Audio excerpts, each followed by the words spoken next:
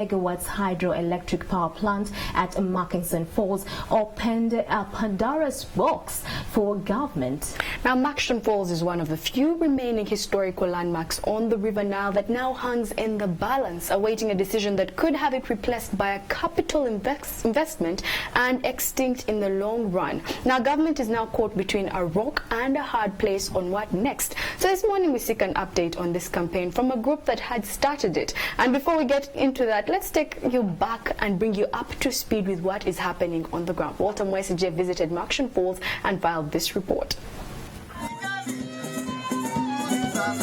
Murchison Falls National Park is situated in the northern part of the Albertine Rift Valley, a place where the Bunyoro Escarpment amalgamates into the plains of Acholi land. We set out to establish why Murchison Falls National Park remains outstanding among Uganda's attractions.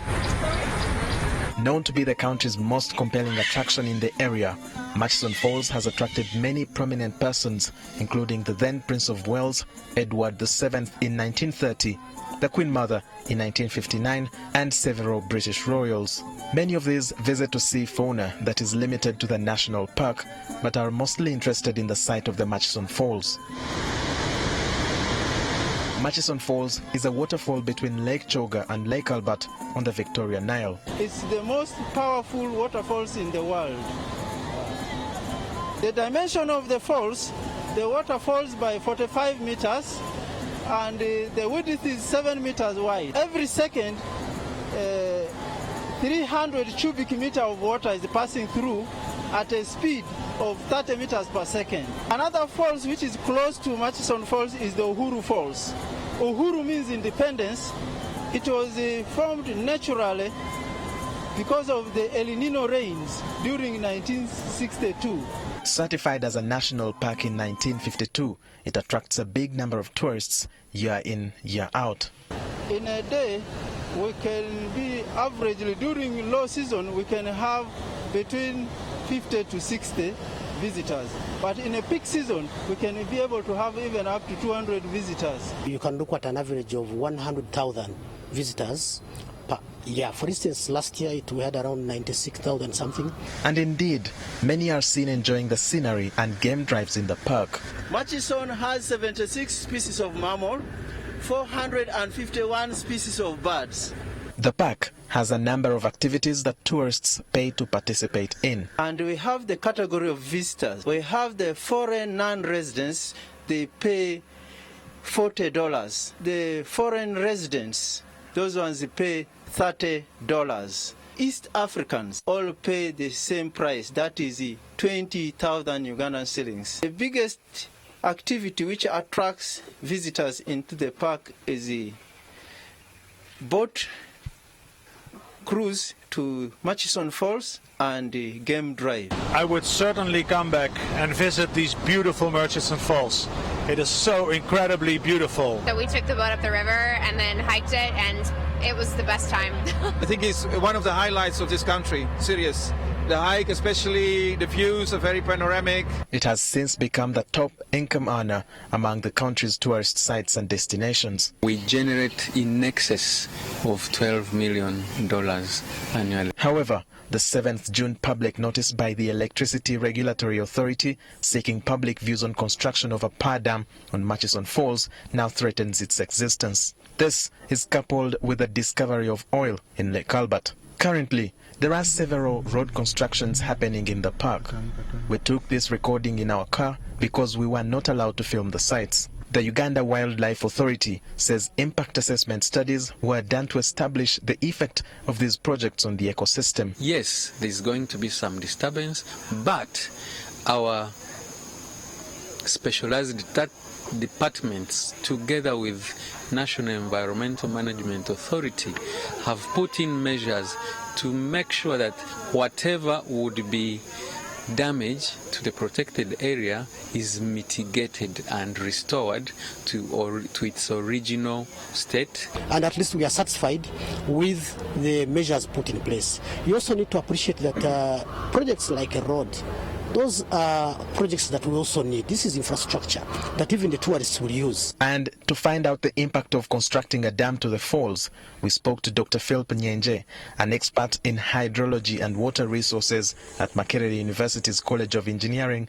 Design, Art and Technology. He says Uganda risks losing the falls if they continue with the construction. Depending on how much you need, you can choose to have different options of generating hydropower.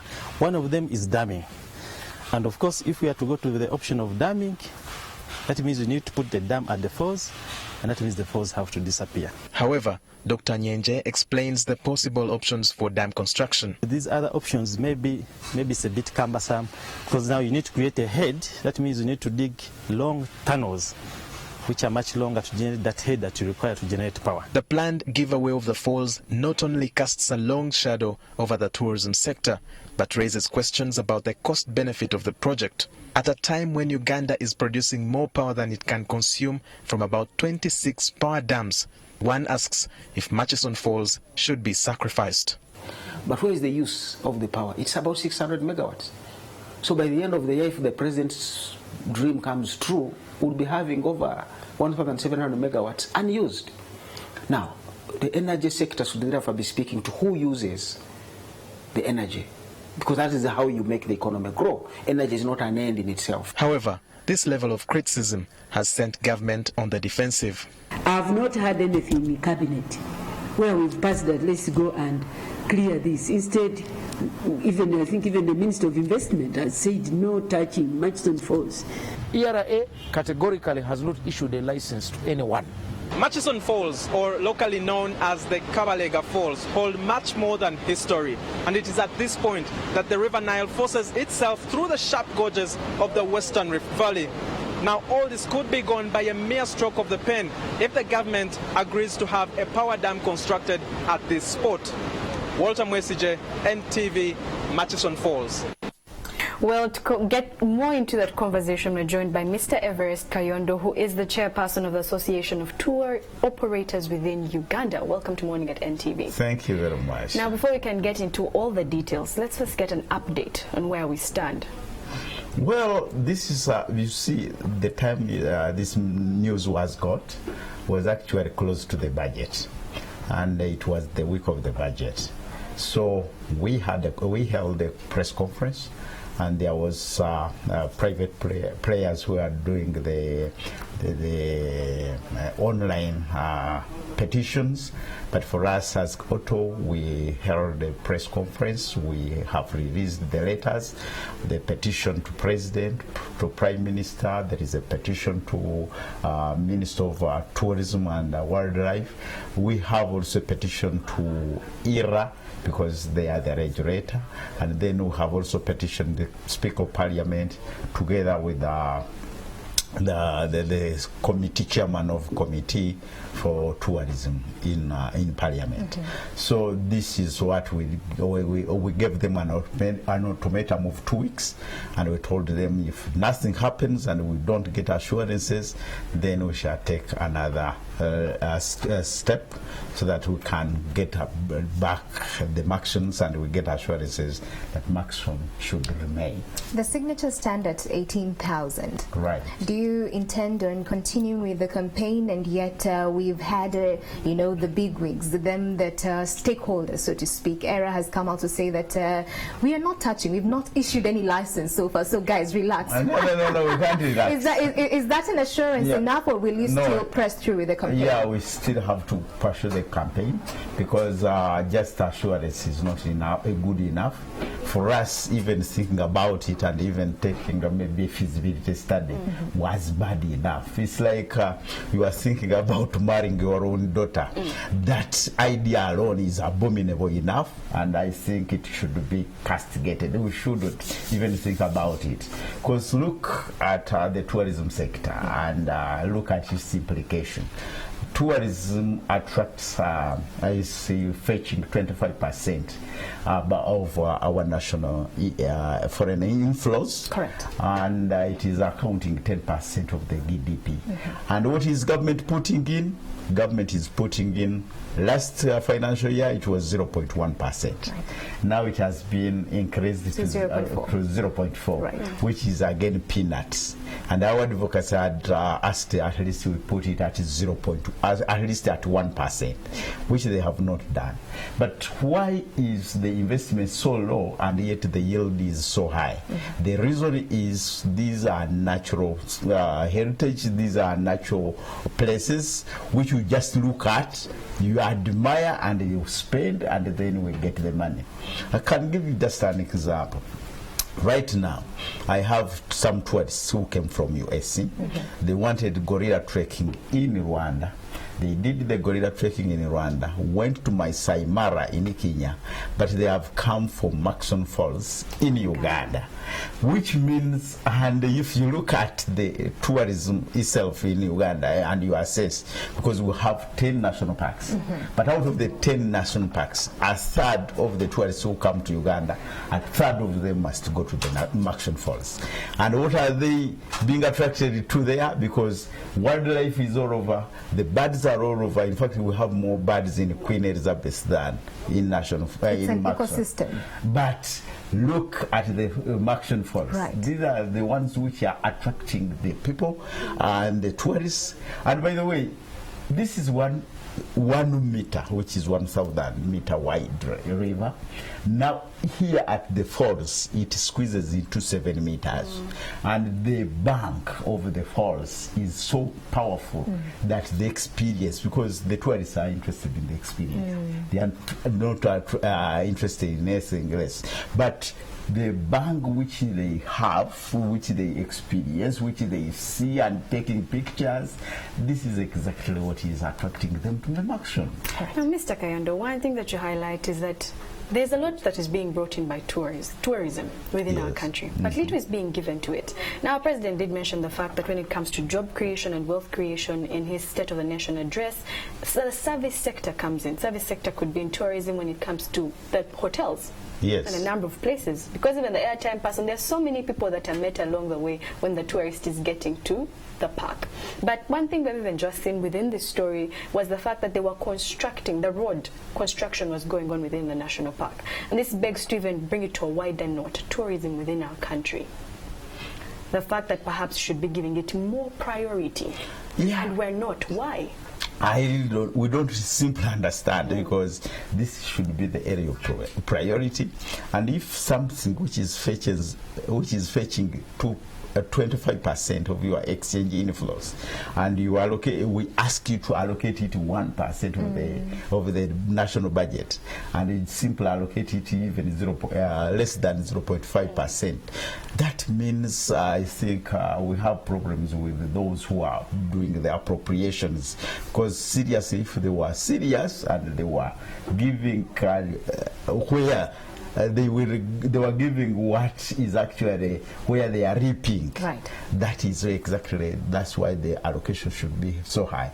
And by the way, are you aware that tourism is not only benefiting the tour companies, it is benefiting everybody? Correct. Because once a tourist is here, you should expect the transporter to be earning, the handlers at the airport, they are earning, then those who are selling whatever foodstuffs they are earning, the hoteliers are earning, so everybody out there, and those who are doing crafts, they are all earning from the tourists. Right. So at the end of the day, the entire economy benefits from tourism, and yet we are not supposed to invest. It's not like constructing, because now they go for the feasibility study, then they do the construction, there are a lot of investment, and then they will borrow money for the construction of the dam.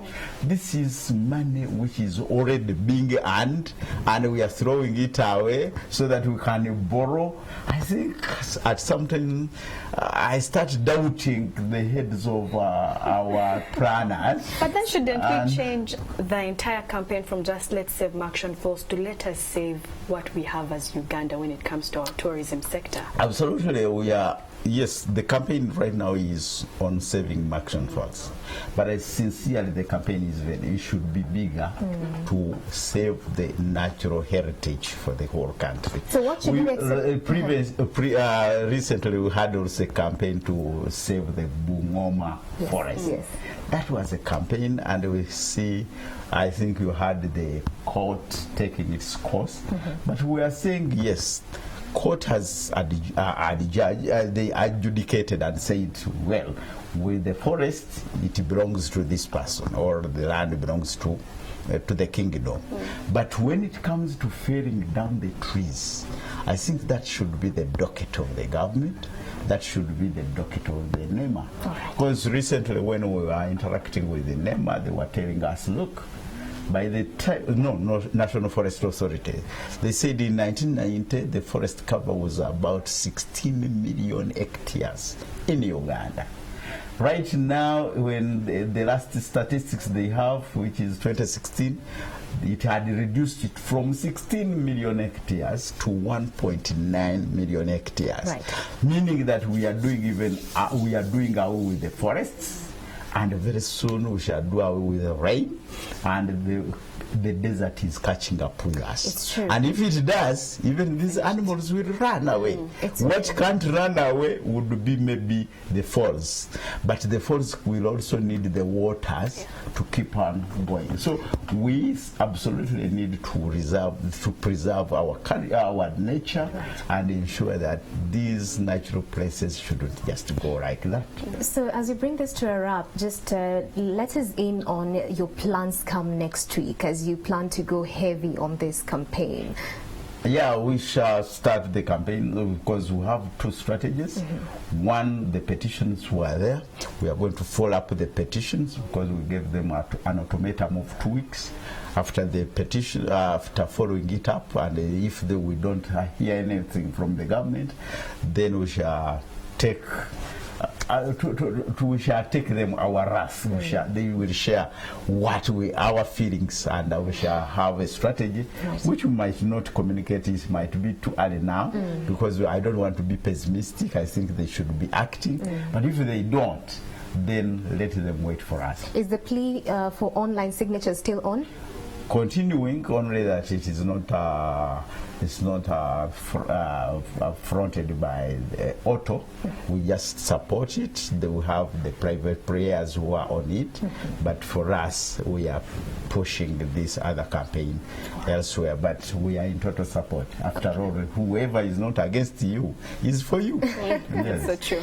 True. Thank you so much, Mr. Everest Kayondo, Chairperson, Association of Uganda Tour Operators, for coming in. Keep your views coming. The hashtag is Morning Arts and TV. We're taking a short commercial break. We'll be back in a jiffy. Don't move a muscle.